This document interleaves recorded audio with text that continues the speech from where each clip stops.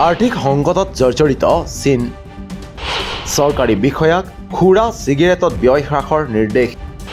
ভ্ৰমণ খাদ্য কাৰ্যালয়ৰ সুবিধাটো ব্যয় হ্ৰাসৰ নিৰ্দেশ।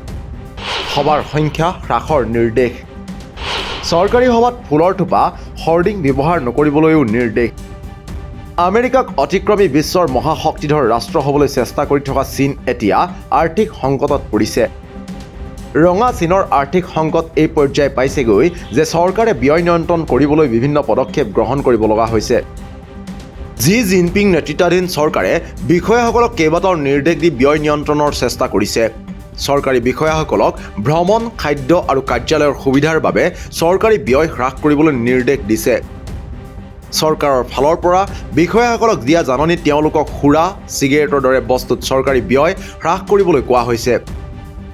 চৰকাৰৰ ফালৰ পৰা বিষয়াসকলক কোৱা হৈছে তেওঁলোকে মনত ৰখা উচিত যে সঞ্চয় কৰাটো মহান আৰু অযথা খৰচ কৰাটো লজ্জাজনক। লগতে বিষয়াসকলক কঠোৰ পৰিশ্ৰম কৰিবলৈ কোৱা হৈছে। উল্লেখ্য যে যোৱা কেইবছৰমানৰ পৰা চীনে মাটি বিক্ৰীৰ পৰা উপাৰ্জনৰ ব্যাপক হ্ৰাসৰ সন্মুখীন হৈছে, যাৰ বাবে স্থানীয় কৰ্তৃপক্ষৰ ওপৰত পৰিছে বৃহৎ ঋণৰ বোজা। এই সংকট আঁতৰ কৰিবলৈ চীনে এক বৃহৎ অভিযান আৰম্ভ কৰিছিল।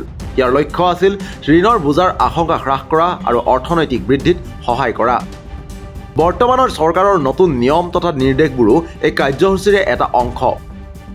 মন কৰিবলগীয়া যে ক্ষমতালৈ অহাৰ এবছৰৰ ভিতৰতে জি জিনপিঙে চৰকাৰৰ অযথা ব্যয়ৰ বিৰুদ্ধে এক বৃহৎ অভিযান আৰম্ভ কৰিছিল।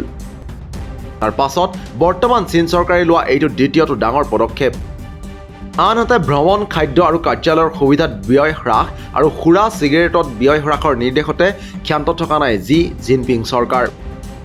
চৰকাৰী বিষয়াসকলক কোৱা হৈছে যে তেওঁলোকে সভাৰ সংখ্যাৰ প্ৰতি গুৰুত্ব দিব লাগে আৰু অপ্ৰয়োজনীয় সভাৰ পৰা আঁতৰি থাকিব লাগে। যদি কেইবাখনো সভাক এখনতে কৰিব পৰা যায় তেন্তে সেই কাম কৰিবলৈ কোৱা হৈছে।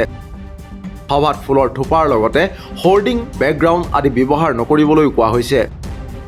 আৰ্থিক সংকটৰ জোৰা মাৰিবলৈ চীন চৰকাৰৰ এনে পদক্ষেপ এতিয়া বিশ্বজুৰি চৰ্চাৰ বিষয় হৈ পৰিছে। জি জিনপিং নেতৃত্বাধীন চৰকাৰখনে গ্ৰহণ কৰা এনে পদক্ষেপে চীনৰ আৰ্থিক অৱস্থা উন্নত কৰাৰ লগতে বাজেটৰ ওপৰতো বোজা হ্ৰাস কৰিব বুলি আশা কৰা হৈছে। কিন্তু সময়েহে দিব ইয়াৰ ফলাফল ইতিবাচক হয় নে নহয়।